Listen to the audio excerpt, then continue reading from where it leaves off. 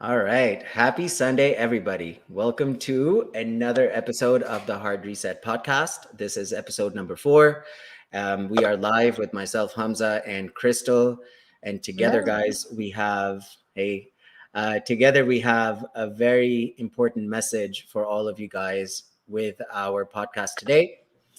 And the message is very simple. We want you to ask yourself a question, which is quite simply, is the stress in your life triggering you to drink? And we understand that it's a very broad topic. And our attempt with this podcast is to sort of break it all down into how we end up in a place where each time there's a stressor or each time we feel even a little bit of stress, it makes us immediately think of having a drink. And the problem with that is for alcohol dependent people, it never ends at just one, and it causes significantly more problems. And we're going to cover all of that. So please sit back, relax, wherever you are, in whatever part of the world. We'd love to have have your feedback with Yeah. how this is all working out for you. So, stress. What is stress?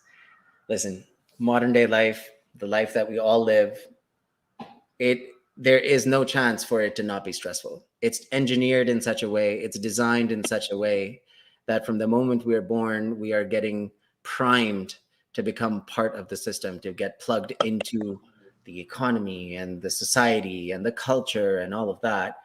And nobody really talks about, or as much as they should, about the toll that modern life, being part of society, the toll that takes on the average person, right? Like we have the average person, literally the average person has, we've got jobs, kids, money, bills, mortgages, car loans, various types of debts, visa bills. And then on top of that, we have families to support, errands to run, kids asking us questions. And on top of that, screens, so many screens to Mm-hmm. always be in front of at all times. I mean, Crystal, please, I'd love to hear, about your feedback on what life was like when, you're a business owner, you're a mom, you've got all of it in terms of, the major stressors in Stress. life.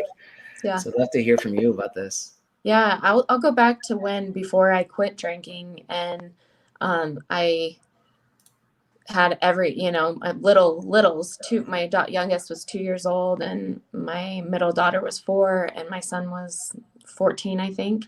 And and he played sports, and so you got the sports and you've got laundry. I hate laundry. It's my whenever just gonna hire somebody to do laundry because that stress it's constant, it's never ending. And so laundry and then going to get groceries and meal prepping and feeding them and then going to work, and then you got, like you said, you got the bills, you got everything. And that's not going away. We don't have a choice. I think you said earlier about, you can't just, I mean, you could just go dump your kids and run away, but is that the right thing to do? No. So No. it's no, and it's not fulfilling or anything. So it's like, how do we manage this? How do we go through that? And the way I managed it is I used alcohol as I come home and drink, and it felt like everything disappears, and I escaped from it. But the problem is, then I wake up the next morning and my head's pounding and I feel like crap, and I got to go redo everything again. I have no energy for it. And even before that, I mean, while you are running all of your errands and all the things that you've got going on in your head on any given day, like, wouldn't you be also low key thinking about when this is going to get done and you Yeah, can then finally drink have again. your drink, right? Yeah, So you're not totally. only are you mindlessly just running through life and doing all these things and taking on all the stress, but you're basically just all focused on the only reward in your mind. Yeah. Like, you've oriented yourself to a point where the only reward in your mind would be to have that drink. And I mean, no wonder that, if you break down the characteristics of modern day life, like, no wonder every single person is conditioned to come home and finally either have a drink or eat or take other substances or whatever it is, but it's Yeah. a form of escapism. All of it is a form of escapism from not having to think about all the things that are on our mind and not having to deal with or being forced to reckon and deal with all the things that have already happened and then what's coming up tomorrow. Yeah. And what ends up happening is that we are just constantly on this cycle of taking in stress, and it basically just sits there in our body if it's not managed properly, if it's not released properly. And the thing is, we don't have a choice, right, Crystal? Like you were just saying that earlier, we don't have a choice with the majority of these stressful things, right? Like you can't Yeah. really just get up one day and be like, okay, well, my job is stressful, so I guess I'm just not going to work anymore. Like Yeah. nobody has, at least for people like us, regular everyday people, we don't have the choice of just, okay, I just won't work, or okay, I guess today I don't want to deal with my kids. Like Yeah. you don't have a But choice. the choices we do have, and I'd like to just say that because it's just on my mind, is that what can we do? What are the things in your core life? And I'm going to do a course on this. Actually, it's like the wheel of life and the balancing of everything and where you fall and where you can figure that out. What needs the most of your attention, and what can you take out? What can you say no to that doesn't serve you, that isn't something that, like, when somebody asks you to go do something, you're like, yes, let's do it. So let's compound all this shit onto your schedule that you don't even want to do. That's not like, those are choices we can make. But the regular choices, the things that do cause the stress, the jobs, the kids, the errands, the everything, relationships, I mean, those are what we need to manage, and also learning to say no to things that Exactly. don't work. That's a very good point, and I feel like that's just the title of our episode number 5 of Yeah. learning to say no to things too, right? Because I understand that part completely. Where when I'm creating my to-do list, for example, if there's too little on it, part of me wants to just put more stuff on it, so I feel like, oh, I've got so You much to do. accomplished it. Yeah, but Yeah. in the end nothing gets done anyways. So like even the half of that original list that I would make, even that sometimes doesn't get done. The thing is, guys, the reason why we want to talk about these stressful situations is because what ends up happening is that already we're we're people living in a culture and society that's fueled by alcohol. We talked about this in our very first episode, that everywhere you go it's always there, and we're all used to having a drink or two here or there. And these are regular people who don't necessarily think that they have a problem with Problem. drinking. But I mean, let's look at COVID. Since March of 2020, how many people do I know personally that were good, regular, they didn't have a problem, but then they started drinking a lot more because they were home a lot, they had free time on their hands, and it went on for, which initially was supposed to be a couple of weeks, and then it went on for months and months, and it's still going on. And what's happened is that they've created dependencies.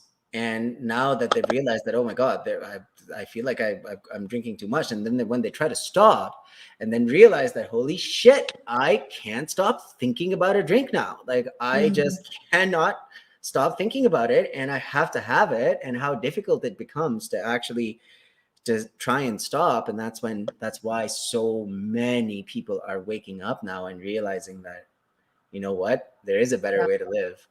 And I mean, the problem with this, the reason why building the habit of managing stress with having a drink, the reason why this is so dangerous is because, look, we already know how habits are formed, Mhm. right? It happens with repetition. Anything you do over and over again becomes a habit. And the more we strengthen the association in our mind that, okay, stressful event happened and now I must have a drink in order to feel better or feel like myself again, the more we make this connection in our mind, the more automatic it becomes, the more subconscious it becomes. And with alcohol dependent people, like I said before, it's not just about having the one, right? So it goes something like this. In my personal life, and Crystal, I'd love to hear about examples of your life as well. But in my life, what would happen is I'm having a great day, everything is fine, and then suddenly something happens, whether it's at work, whether somebody said something on social media, or whether it's a text that I got or something that sets me off. starts making me feel not so good, start making me feel like I'm not having a good Mhm. time, Mhm. immediately I would start thinking about drinking and wanting to have that drink. And what that does is that it takes out everything I was focusing on in my mind. It takes it all away. And then the only thing I'm fixated on is having the drink because I don't want to feel the stress anymore. And I don't know any other way. My brain can't even think of any other way to feel better other than to have Having a that one drink. drink. And then I would have these, fuck this, I just need a drink moment, right? That moment. And then what would happen is it would never be one. And from the one, it would turn into a whole ordeal. Like I would go after work and sit down to have one beer before I head on home. And then the next thing I know, it's 10 o'clock and I'm ordering food at the same spot because I've had too many drinks and now I just don't feel like doing anything else. And then it would go into late into the night. I would pass out on my couch or whatever. And then the next morning, I would wake up with significantly more regret, fresh regret from the night before. And this is now compounding on top of the all the stress that I was already feeling from before. Because guess what? In my drinking, did I find a solution to the problem? No. Right, Crystal? Right? No, Like you end up it thinking about probably all the added to it. yes, exactly. And like we end up thinking about all the other stuff that's not right in our lives. And we spiral into this weird place of feeling low, again, low vibrational frequencies, right? We talked about this in our third episode. And what ends up happening is the same thing, right, Crystal? We end Yep. up waking up with more stress. And Yep. because of that, we the problem doesn't get solved and we are now worse off than we were before, and the cycle continues. And So I would like to add that it's not just mentally stressful when you wake up and you feel guilty and all that. That's stressful, but actually, it physically in your body and the chemicals in your body, what happens when your blood sugar is like spiked, because alcohol causes your blood sugar to raise. So you're going on like this. There's actually something chemically happening in your body that's causing anxiety, also, which is why when you quit drinking, so you got the stress in your mind, and then you've got the physical stress. You're like, why the hell can I not quit drinking? Why do I feel this way? Even if you didn't do anything, you just had a few drinks and you went to sleep and you watched, The Bachelor or something like that. I don't know. Nothing bad. You didn't call your mom and cuss her out. You just did something calm. Why am I feeling anxious the next day? Why am I, well, in your physical body, you're having tons of chemicals being produced that are causing anxiety in through your body. absolutely. Well, the number one thing that happens is that when our body starts undergoing, once it is feeling stressed, what's happening is that feeling stress is the release of cortisol. Cortisol is the hormone that then, I mean, it's designed for alertness because again, we have to go back to the evolutionary design of Fight or the flight. exactly fight or Yeah. flight. And during the fight or flight response, our sympathetic nervous system is activated. That releases cortisol, and the job of cortisol is to give more alertness to the brain, but it's also like it's designed to have a very short function, right? Like what happens with us is that we program ourselves to feel the stress, but then there is no way to de-stress, right? Right. There's no way, we don't learn how to turn that off, right? And based on our evolutionary design, stress is there to save our lives. Stress is there for us to then keenly focus on what's happening around us that may pose a danger to our lives, right? And that's how that response is triggered to then take literally blood and energy away from other organs that are doing other functions Mm-hmm. and focus on the one task at hand, right? So for example, in that example of the zebra and the lion chasing the zebra, let's say the lion attacked the zebra and it kind of put a gash in its stomach, and now the zebra is bleeding, but it's also running. What's happening at that time is the zebra is not feeling the pain from the gash in its stomach, and the reason for that is that all the attention is focused on getting away from the lion, because what's the point of attending to the gash if you're just not going to be there, right? Right. So but is the zebra still bleeding? Yeah. Is it getting worse? Yes. Does the zebra feel it? Not really, because it's focused on running away from the lion, right? So in a similar fashion, we work ourselves into a stressful space and we don't necessarily deal with it the right way. We don't necessarily get closure. We don't necessarily work on finding the solutions. And instead, for alcohol dependent people, the solution is in fact making the problem worse. And what is the solution? The solution is to have a drink and then have a few more and just sit there and not really think about all the things that are causing you stress. And that in that short amount of time, we feel good, sure. But the reality is that we are putting our bodies under more stress. Mm-hmm. We are releasing even more cortisol. And especially when we start having a lot more negative thoughts in our mind, like think about it. If your pattern is you have a stressful life, you've got kids, you're struggling to make ends meet, and you're also drinking heavily, and your health is not really the best, and you're seeing that Mm-hmm. you're gaining a little bit of weight, and you're not really, you don't have the same amount of energy anymore. All of these things are one side of things. Then you come home and you're like, okay, oh yes, now I get to just not think about it. But then once you have the first or second or third drink, you are thinking about it. Like your Mm-hmm. brain is going into those thoughts, and they're usually of the negative kind. That's when you're like, oh, I don't know if I can even deal with this. Oh, let me not think about it. Oh, I don't know what's going to happen. And then you work yourself into releasing more and more cortisol in your body, Yep. right? Yep. And that is what then And it's just a creates. vicious cycle. It's just onward it goes until you are ready for this cycle to end. That's exactly it. And like, countless times in my life, I would end up making things way worse than they were before.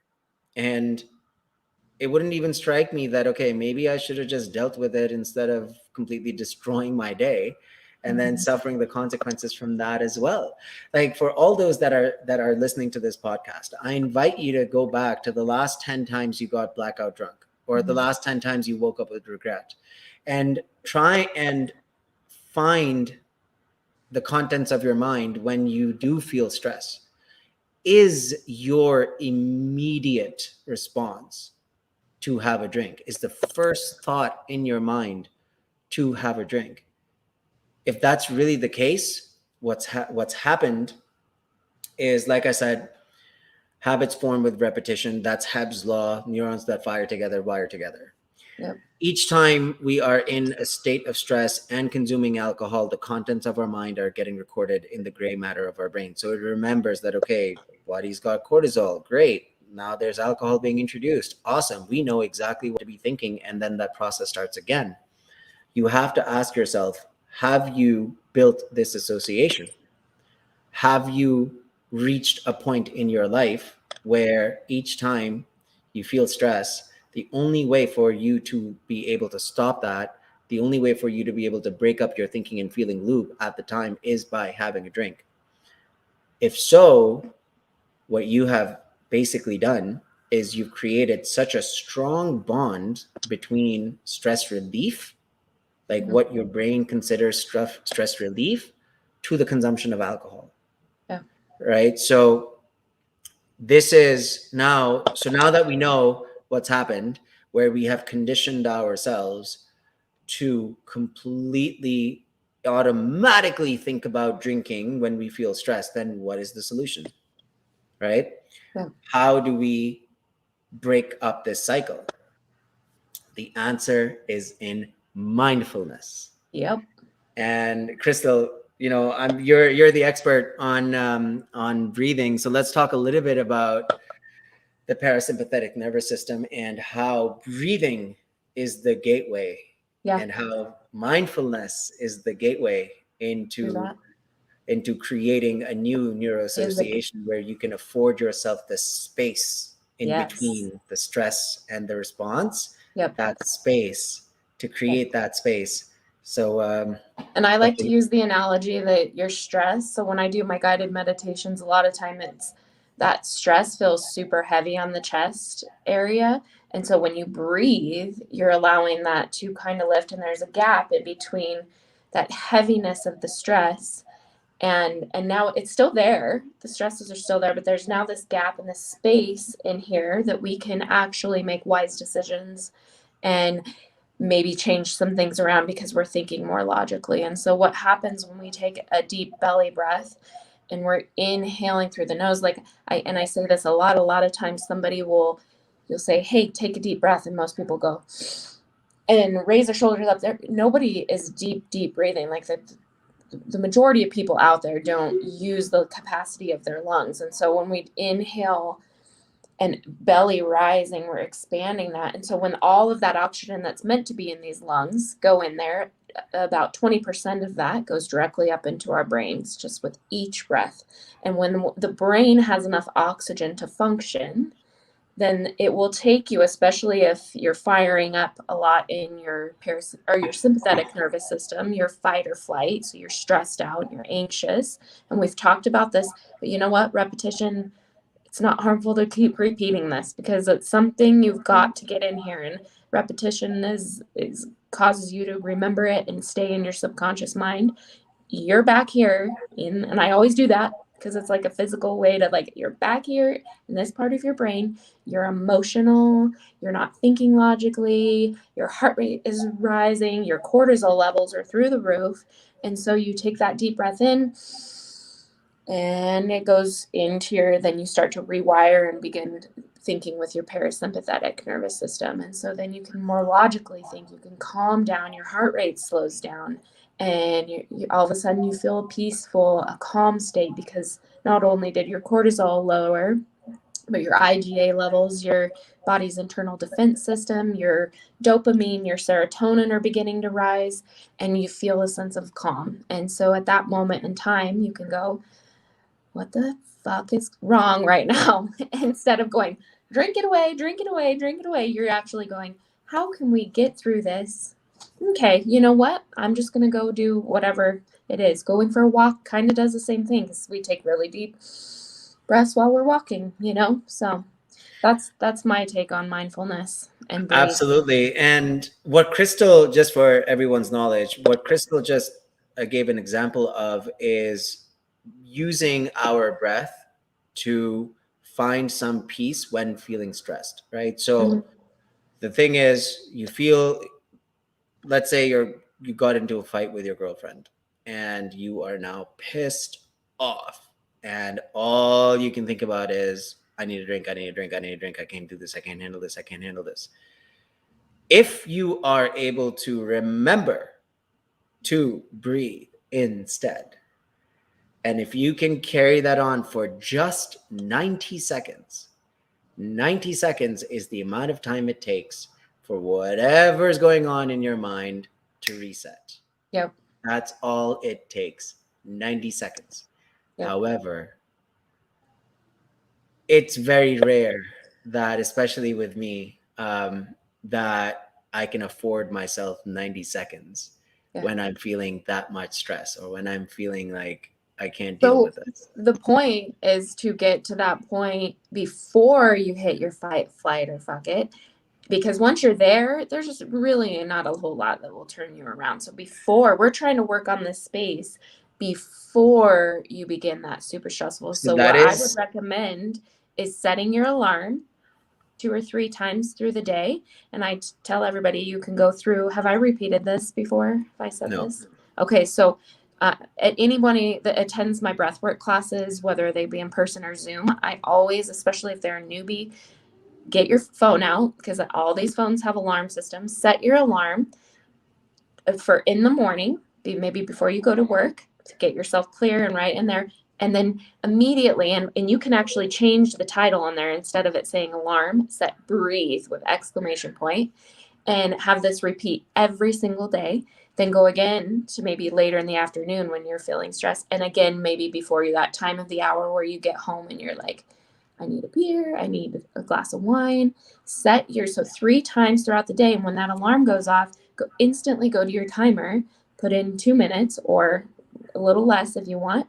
And wherever you're at, if you're driving, whatever you're doing, you're taking deep inhaling through your nose and slowly exhaling through your mouth until your timer goes off. And I feel like that can keep you, it's in your mind, it's there, you're already done, because before you know it, the end of the day comes and you're feeling anxious and you're like, what's happened? Because you needed it's hard to carve out that time when you're busy, Hamza. Huh? It's like I don't have time to breathe. I don't have time to meditate. Got a lot of I shit don't to have time do. to breathe. Yeah. Yeah. No, that is actually a very, very solid advice, because once you put it in there and then it shows up on your phone, it can be a very timely reminder that, hey, remember to breathe. Mm-hmm. What I was getting at is that it's often like, it's good to know that, okay, breathing will solve my problem, but oftentimes we struggle to even remember that, right? So what is the solution to that? That is what I'm talking about, is creating the awareness to be able to remember that, oh, hey, I've got this one thing that I can do that can change everything right now, and then remember to do it. That awareness comes from strengthening of the different regions of our brain together. Mm-hmm. And that is the practice of meditation, right? So it's one thing to have a strategy to start thinking differently the moment you feel stressful, but it's another thing to remember to do it. Because if you don't remember to do it, then hey man, it's just not going to happen, right? So my personal, I'll share this with you guys. So one of the things that I struggle with is anger, and anger not in the traditional, like, beating up my wife kind of anger. It's the kind of anger The that traditional, like, traditionally just beating my it's wife. well, I guess what I mean is that, when you say, oh, I've got an anger management issue, it's usually like it's linked with, like you and your wife fighting and causing problems for each other, right? So this is a different type of anger. This is where anger consumes me in a way that I just can't think about anything else, and then it just destroys everything that I was doing at the time. And there's been many moments where I have remembered to breathe and remembered my own teachings and been able to use that. But then there's other times when it's like 2 hours have gone by and I'm like, oh shit, I should have just should have been breathing instead. Mm-hmm. And what I realized is that I need to practice this. I need to practice this more and more, because what happens is, when we are meditating, we are training our brain to become aware of thoughts, but not analyze them, right? And the analysis is, so when, let's say, something makes you angry, something upsets you, right?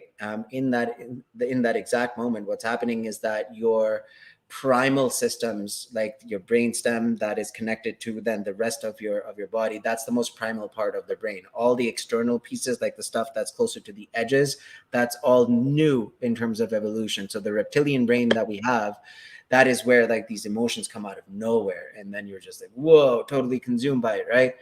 So the practice of becoming aware of something but not analyzing it, because analysis is when you are dedicating attention and energy towards that thought, right?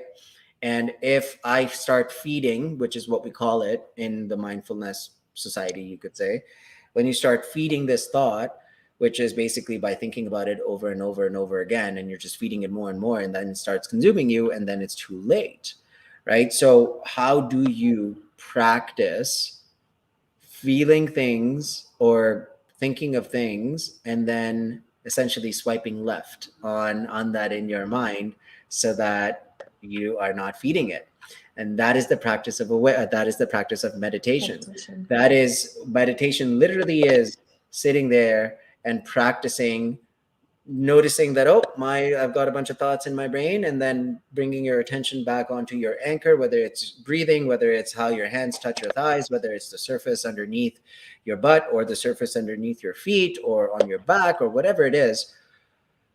The practice of coming back to your mind and then feeling the thought go away, and whatever impact that thought was having, physiological impact on your body, when you feel that go away, that then tells your brain that, oh, this is how we become aware of things in our mind, but don't let them impact us. Right now, this takes a while to start seeing results from, right? If this was so easy to just do it once or twice and be like, oh yeah, I don't feel upset anymore, life would look a lot different. So that's why we call it practice, because you've got to do it over and over and over and over again. And eventually, what will happen is two things. Number one, the very things that cause a tremendous amount of stress. First thing is, if you have been going the mindful path while you are in recovery, then not only are you strengthening the interconnections of the different regions of your brain, but you are also getting the benefit of removing alcohol from your body. So, whatever cells you have are now improving, and you are also using meditation to then make both of these things work together. Then you start feeling the impact a lot faster. And what that impact feels like is, let's say my younger brother, great example, always pisses me off no matter what, takes 2 seconds. And previously, it would be a matter of time before he would be his usual self, and that would just piss me off to a point where we end up fighting. And now he's still his usual self, but we don't fight at all anymore because it's He just didn't how it change is. you. Yeah, Yeah. he didn't It change just you. doesn't it just doesn't impact me the same way, whether it's love for him, whether it's compassion for my own self, that listen, like, you're only hurting yourself by getting angry at this guy, like, he is who he is. So that's one thing. The things that used to bother you so much do not bother you the same way anymore. The second thing, which is a really cool thing, is that your capacity to manage stressful situations on top of each other is expanded. And it expands to a degree where you feel like you can do anything, anything. And these things keep coming at you. You're just in a different place. It's because internally you've been putting in the work, and internally you feel strong, connected, you feel present, and you feel like you know how to deal with this without hurting yourself. And when these two things start happening together, then you start becoming invincible, or you start feeling like you're invincible. In that, when I say invincible, I mean that you'll be able to say a lot more things with a smile on your face, even though they are not really making you smile inside. You will be able to allow yourself to deal with a stressful situation by learning how to stop and breathe and give yourself the space to then react. And if you are fortunate enough to be able to practice this in your life, try this. Next time you get upset, next time something stressful happens or something makes you upset, makes you angry, and if you are fortunate enough to remember to breathe, measure how long it takes for the thing that made you angry to just disappear from your head. I guarantee you it's going to be around 90 seconds, because that's really how long it takes. We just have to manage and last for 90 seconds. And even that can be enough to save ourselves from spiraling into another ordeal of drinking too much, starting with one, drinking too much, then ignoring whatever we had planned for that evening, and then ending up more stressed out, more upset with ourselves, and adding more to our plate when we didn't necessarily have to. Right? Crystal, do you have anything to share with us on breathing, on creating the space? Any examples from your previous life that you could share, or from your new life that you could I share? was gonna say, the only thing I can think of, and you did a great job of explaining, just simplifying how giving our audience and everybody that's listening something to go home with, and how they can actually utilize this in their own lives. And the things that, I mean, I can give an example of last week, and that my last week, which is why we went 2 weeks in between giving this podcast, and we should have been last week, but it's just been super hectic. And I had, I've got the business going, and we're remodeling the business, and we're building our house, and we're trying to get moved into this house before our construction loan is done, and the plumbers never show up, and so there's these things compiling, and my kids going, they were quarantined, not because they had COVID, because someone in the class did, and so they're home fighting and screaming, and I'm like OCD, so if I hear any type of like sensory, lots of loud noises and everything, immediately my heart starts to beat faster and I'm annoyed. And so I had to do something last week too. I had to separate myself and I had to meditate. I had to. Like when I was like, oh, no wonder I'm feeling, I didn't wake up this morning and meditate.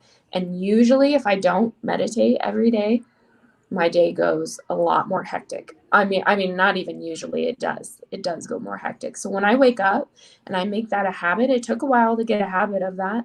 So that's what I highly recommend for everybody, is that what can we send them home with? We can send them home with, what can you do to incorporate into your life? Meditation, breathing, saying no to things in your life, evaluating what you have in your life. At the end of the day, I feel that the name of the game that we're playing is what we condition ourselves to default to when things are not going well. What you just described, I guarantee, would have been at least a bottle or two worth of wine in terms of stress. Right? God. At least a bottle or two, right? And but your default is, oh man, I really need a meditation. Fuck. Like, Yeah. that is your default, right? Oh, and chocolate. I mean, And listen, no yeah. one can say Anyway, anything bad about we're not chocolate. going to talk. That's a different episode. Yeah, that's a different episode. But guys, so before we end the podcast today, the name of the game that we are playing is changing your default setting. And this is Boom. essentially changing a very big part of your personality. And it is possible. It does happen. It just takes time. It's not. There's no pill for this, right? If currently your default setting, if you have conditioned your way over 5, 10, 15, 20, 30, 40 years of drinking, God knows, however long you've been living this lifestyle, that's just how long it's been for this conditioning to take place. And now going against that grain is to trigger proof yourself. And trigger proofing yourself and your lifestyle, it comes from strengthening your mind. And once you start strengthening your mind, meditation is just like going to the gym, but for your brain. Once you start strengthening your mind, you become stronger. You become more capable of handling these situations without losing your way.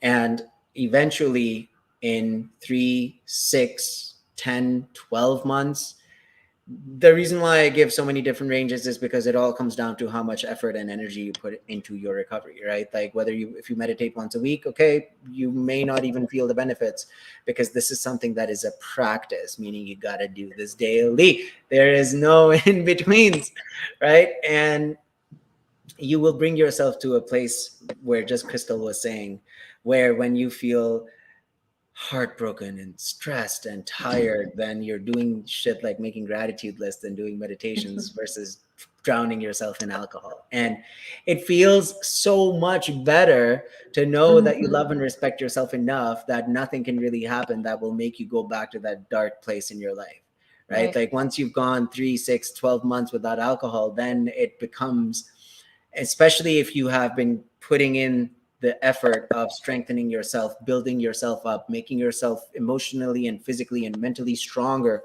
to be able to manage whatever life throws your way. And then once you have that confidence of knowing that, yeah, I got this, I don't need to drink for managing my life, I get this and I'm fine now. The more that happens, the more you will realize that alcohol serves no purpose in anyone's life other than to just be something that it's a poison, guys. It's a poison. Like even one drink, like sure, it makes you feel fuzzy, but is it worth it? It's not worth it. It is. There will never be. My hope for everyone that is watching this and listening to this is that my hope is that you arrive at a point in your life where genuinely you feel like there is no reason ever to have a drink to put that stuff in your body. No reason. right? And once you arrive at that place, that's true freedom, guys. Mhm. That is true power and freedom over and control over how things are going in your life. And for all the things we can't control, we just surrender and just let the universe do its thing. And that you take the pressure off of yourself and you focus on the things that actually matter, such as your family, such as your spouse, such as all of your responsibilities that are important to you, right? What you are doing is you are building yourself up to be able to show up better for the people that matter in your life. Mhm. That's why I strongly believe that if we help one person recover from alcohol, we're actually positively impacting at least 10 other people from that one person's actions, right?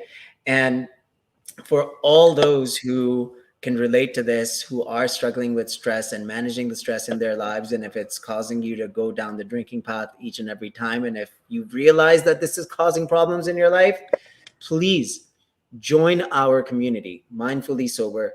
This is where Crystal and I teach the art of alcohol-free living. The community is completely free. There is a free toolkit that is available for you that you can immediately access and start learning the neuroscience, start learning the techniques to start shifting your mind, the knowledge, the skill sets to then start your hard reset and break the drinking habit. All right, guys, from myself and Crystal, thank you Thank so much. Yes, thank you so much for listening. Thank you so much to everybody that popped in and out, and for all the regular listeners that were there from start to finish. I think I know who you are. And happy Sunday, everybody. And we will see you guys next week for episode Next number week. 5. Thank you very Yay. much. Okay, Have a great day. bye. Bye.